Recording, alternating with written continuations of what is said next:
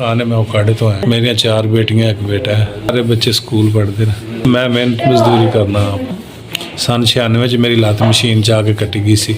सारी लत्त प्लास्टिक दी, थल्ले लोहे दी। ये ऊपर ने जाना नहीं जी, जोड़ इतना मोटा सारी इस लत्त की वजह तो मैं कोई भारा काम या मजदूरी या चल फिर भी नहीं ज़्यादा सकता। गुर्दे अचानक फेल होए ने, डॉक्टर साहब ने कहा फौरन स्टूला बना लो। वो स्टूला मैं बनवाया 20 दिन पहले। मैं डायलिसिस कराने शुरू किए ने, तो वो फुल गया, खराब हो गया सारा। फटन का बहुत खतरा है। डॉक्टर साहब इन्हें जो वाश नहीं कर रहे, हो सूई नहीं लगाते, कहते ने फट जाएगा, फौरन इनू बंद करके नवा स्टूला बनवाओ। मैं सुबह का ओकाड़ों आया 6-7 बजे तक इतने बैठना, अजे तक कोई मेरे को पैसों का बंदोबस्त नहीं आया। सवेर का मैं इतने बैठा, पैसों की कोई अरेंजमेंट नहीं हुई अजे।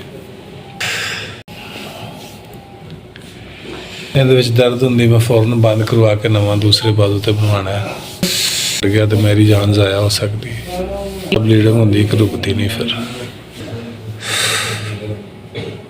बस मेरी इन्नी मदद कर दो, मेरा स्टूला बन जाए। मैं अपने घर च कला कमाना। छोटे छोटे बच्चे ने, मैं उन्होंने बच्चों के घर जाना चाहना बनवा के।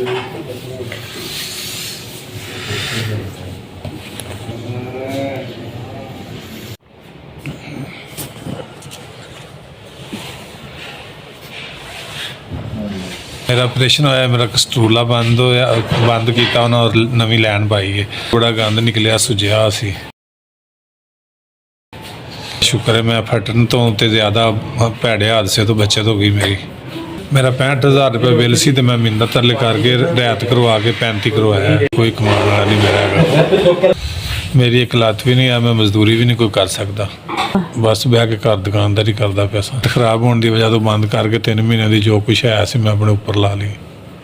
मेरा 35,000 का बिल है, तो मेरे को कोई 1 रुपया भी नहीं आया। भी घर छड्ड के इतने आके बैठे हस्पताल। ना मेरे को कुछ शायद ना अली फातिमा जो कहते इतने जो सेहत कार्ड चलता असी बना लेंगे। स्टूला होना ऑपरेशन तो 8 दिन बाद तो बनेगा।